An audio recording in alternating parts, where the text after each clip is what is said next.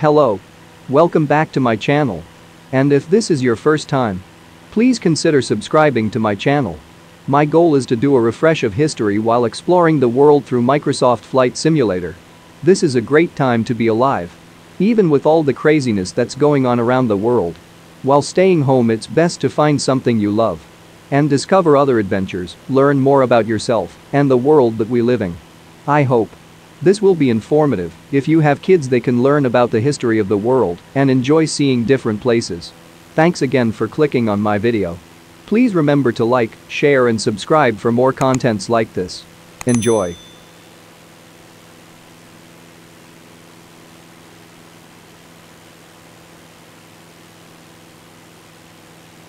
The Sydney Opera House is an opera house and iconic building on the shores of Sydney Harbour in Sydney, Australia. It is shaped like the sails of a boat. Many concerts and events take place there, with 2,000 performances a year presented by Opera Australia, Australia's national opera company. It is a famous tourist attraction. The land where the Sydney Opera House stands is called Beenleigh Point. Beenleigh Point was once home to Fort Macquarie. The fort was built in 1817 and knocked down in 1901. On 10 August 1902, the Fort Macquarie tram depot was opened at Beenleigh Point. The depot was knocked down in 1958. The Sydney Opera House was built on the same spot, and the work began in 1959. It was designed by Danish architect Jørn Utzon. He won a design competition in 1957. Utzon left the project in February 1966 because the government was not paying his invoices. The building finally opened on 20 October in 1973. The project was completed 10 years later and cost more than 14 times the original budget. In 2001, Utzon was invited back to restore the building and change it back towards his original designs.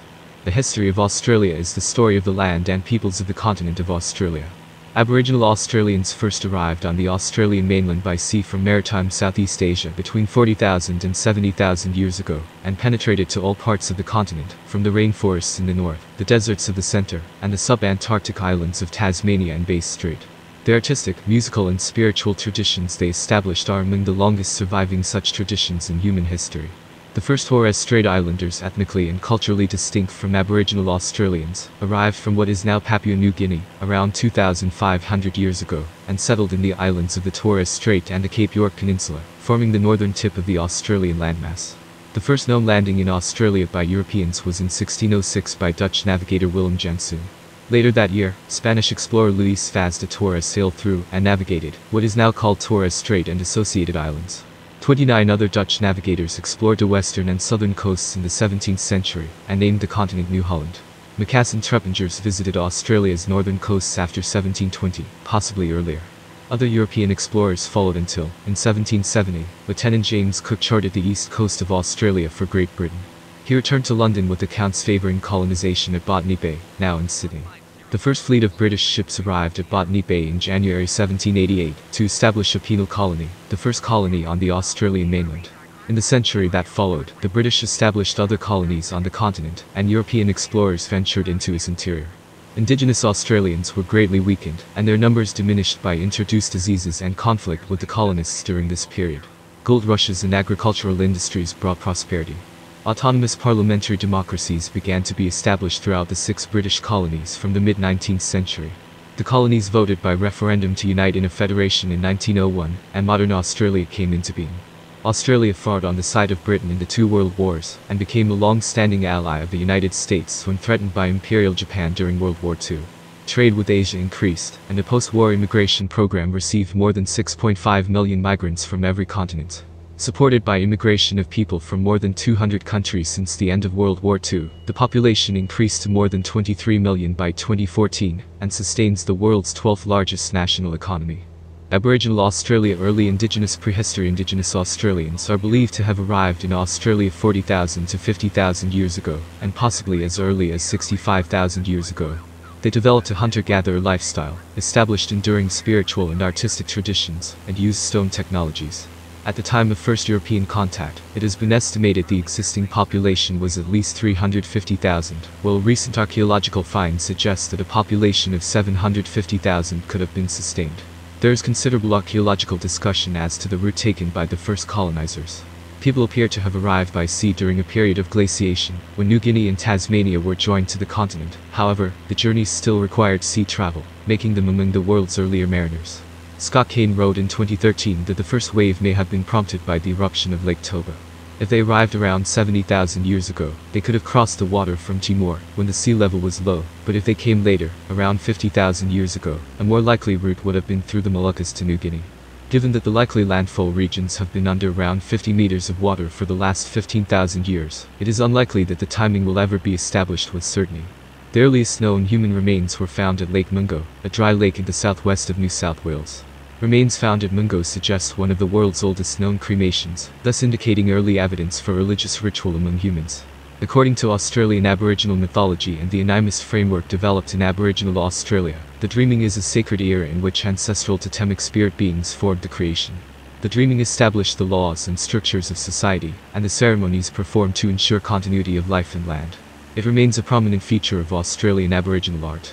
Aboriginal art is believed to be the oldest continuing tradition of art in the world. Evidence of Aboriginal art can be traced back at least 30,000 years, and is found throughout Australia, notably at Uluru and Kakadu National Park in the Northern Territory, and also at Ku-ring-gai Chase National Park in Sydney. In terms of age and abundance, cave art in Australia is comparable to that of Lascaux and Altamira in Europe. Manning Clark wrote that the ancestors of the Aborigines were slow to reach Tasmania, probably owing to an ice barrier existing across the southeast of the continent. The Aborigines, he noted, did not develop agriculture, probably owing to a lack of seed-bearing plants and animals suitable for domestication. Thus, the population remained low.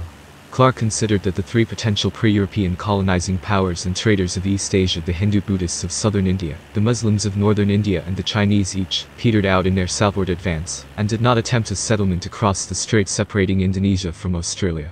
The Trepang fishermen did reach the north coast, which they called Marriage or Land of the Trepang. For centuries, Macassan trade flourished with Aborigines on Australia's north coast, particularly with the Yolngu people of northeast Arnhem Land. The greatest population density for Aborigines developed in the southern and eastern regions, the River Murray Valley in particular. The arrival of Australia's first people affected the continent significantly, and, along with climate change, may have contributed to the extinction of Australia's megafauna. The practice of firestick farming amongst northern Aborigines to increase the abundance of plants that attracted animals, transformed dry rainforest into savanna. The introduction of the dingo by Aboriginal people around 3,000–4,000 years ago may, along with human hunting, have contributed to the extinction of the thylacine, Tasmanian devil, and Tasmanian native hen from mainland Australia. One genetic study in 2012 by Rena Pugic and colleagues at the Max Planck Institute for Evolutionary Anthropology has suggested that about 4,000 years before the first fleet landed, some Indian explorers settled in Australia and assimilated into the local population in roughly 2217 BC. Despite considerable cultural continuity, life was not without significant changes. Some 10–12,000 years ago, Tasmania became isolated from the mainland, and some stone technologies failed to reach the Tasmanian people, such as the hafting of stone tools and the use of the boomerang. The land was not always kind. Aboriginal people of southeastern Australia endured more than a dozen volcanic eruptions including Mount Gambier, a mere 1,400 years ago. 28 in southeastern Australia, near present-day Lake Conta, semi-permanent villages of beehive-shaped shelters of stone developed, near bountiful food supplies. The early wave of European observers like William Dampier described the hunter-gatherer lifestyle of the Aborigines of the West Coast as arduous and miserable. Lieutenant James Cook, on the other hand, speculated in his journal that the natives of New Holland, the East Coast Aborigines whom he encountered, might in fact be far happier than Europeans. Watkin Tench, of the First Fleet, wrote of an admiration for the Aborigines of Botany Bay, Sydney, as good-natured and good-humoured people, though he also reported violent hostility between the Eora and Camaragal peoples, and noted violent domestic altercations between his friend Benlong and his wife Barangaroo. Settlers of the 19th century like Edward Kerr observed that Aborigines suffered less and enjoyed life more than the majority of civilized men. Historian Geoffrey Blaney wrote that the material standard of living for Aborigines was generally high, higher than that of many Europeans living at the time of the Dutch discovery of Australia. By 1788, the population existed as 250 individual nations, many of which were in alliance with one another, and within each nation there existed several clans, from as few as 5 or 6 to as many as 30 or 40. Each nation had its own language, and a few had multiple, thus over 250 languages existed, around 200 of which are now extinct. Intricate kinship rules ordered the social relations of the people and diplomatic messengers, and meeting rituals smoothed relations between groups, keeping group fighting, sorcery and domestic disputes to a minimum. Permanent European settlers arrived at Sydney in 1788, and came to control most of the continent by end of the 19th century. Bastions of largely unaltered Aboriginal societies survived, particularly in northern and western Australia into the 20th century, until finally, a group of Pintupi people of the Gibson Desert became the last people to be contacted by outsider ways in 1984. While much knowledge was lost, Aboriginal art, music and culture, often scored by Europeans during the initial phases of contact, survived and in time came to be celebrated by the wider Australian community. Aboriginal Australia. Early Indigenous prehistory. Indigenous Australians are believed to have arrived in Australia 40,000 to 50,000 years ago, and possibly as early as 65,000 years ago. They developed a hunter-gatherer lifestyle, established enduring spiritual and artistic traditions, and used stone technologies. At the time of first European contact, it has been estimated the existing population was at least 350,000, while recent archaeological finds suggest that a population of 750,000 could have been sustained. There is considerable archaeological discussion as to the route taken by the first colonizers. People appear to have arrived by sea during a period of glaciation, when New Guinea and Tasmania were joined to the continent. However, the journeys still required sea travel, making them among the world's earlier mariners. Scott Kane wrote in 2013 that the first wave may have been prompted by the eruption of Lake Toba. If they arrived around 70,000 years ago, they could have crossed the water from Timor, when the sea level was low, but if they came later, around 50,000 years ago, a more likely route would have been through the Moluccas to New Guinea. Given that the likely landfall regions have been under around 50 meters of water for the last 15,000 years, it is unlikely that the timing will ever be established with certainty. The earliest known human remains were found at Lake Mungo, a dry lake in the southwest of New South Wales. Remains found at Mungo suggest one of the world's oldest known cremations, thus indicating early evidence for religious ritual among humans. According to Australian Aboriginal mythology and the animist framework developed in Aboriginal Australia, the dreaming is a sacred era in which ancestral totemic spirit beings formed the creation. The dreaming established the laws and structures of society, and the ceremonies performed to ensure continuity of life and land. It remains a prominent feature of Australian Aboriginal art. Aboriginal art is believed to be the oldest continuing tradition of art in the world. Evidence of Aboriginal art can be traced back at least 30,000 years, and is found throughout Australia, notably at Uluru and Kakadu National Park in the Northern Territory, and also at Ku-ring-gai Chase National Park in Sydney. In terms of age and abundance, cave art in Australia is comparable to that of Lascaux and Altamira in Europe. Impact of European settlement. The first known landing in Australia by Europeans was by Dutch navigator Willem Janszoon in 1606. 29 other Dutch navigators explored the western and southern coasts in the 17th century, and dubbed the continent New Holland. Macassan Treppingers visited Australia's northern coasts after 1720, possibly earlier. Other European explorers followed and, in due course, navigator Lieutenant James Cook wrote that he claimed the east coast of Australia for Britain when on Possession Island in 1770, without conducting negotiations with the existing inhabitants, though before his departure, the president of the Royal Society, one of the voyage's sponsors, wrote that the people of any lands he might discover were the natural, and in the strictest sense of the word, the legal possessors of the several regions they inhabit. No European nation has a right to occupy any part of their country, or settle among them without their voluntary consent. Conquest over such people can give no just title, because they could never be the aggressors.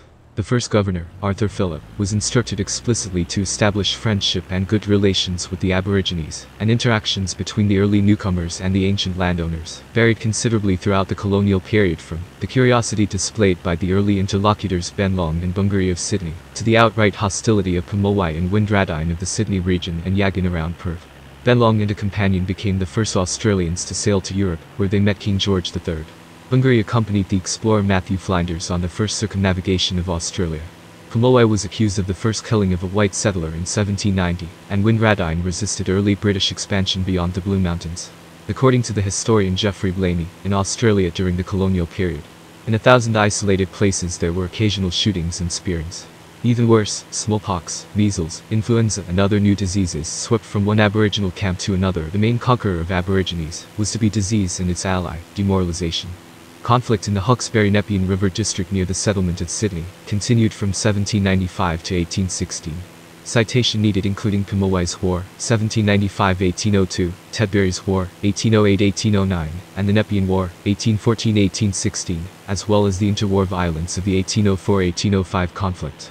It was fought using mostly guerrilla warfare tactics. However, several conventional battles also took place. The wars resulted in the defeat of the Hawkesbury and Nepean indigenous clans, who were subsequently dispossessed of their lands. Even before the arrival of European settlers in local districts beyond coastal New South Wales, Eurasian disease often preceded them. A smallpox epidemic was recorded near Sydney in 1789, which wiped out about half the Aborigines around Sydney. Opinion is divided as to the source of the smallpox. Some researchers argue that the smallpox was acquired through contact with Indonesian fishermen in the far north, and then spread across the continent, reaching the Sydney area in 1789. Other research by Craig Meir, Michael Bennett, and Christopher Warren argues that, despite controversy, it is highly likely that the 1789 outbreak of smallpox was a deliberate act by British Marines when they ran out of ammunition and needed to expand the settlement out to Parramatta. Smallpox then spread well beyond the then limits of European settlement, including much of southeastern Australia, reappearing in 1829-30, killing 40–60% of the Aboriginal population. The impact of Europeans was profoundly disruptive to Aboriginal life, and, though the extent of violence is debated, there was considerable conflict on the frontier. At the same time, some settlers were quite aware they were usurping the Aborigines' place in Australia.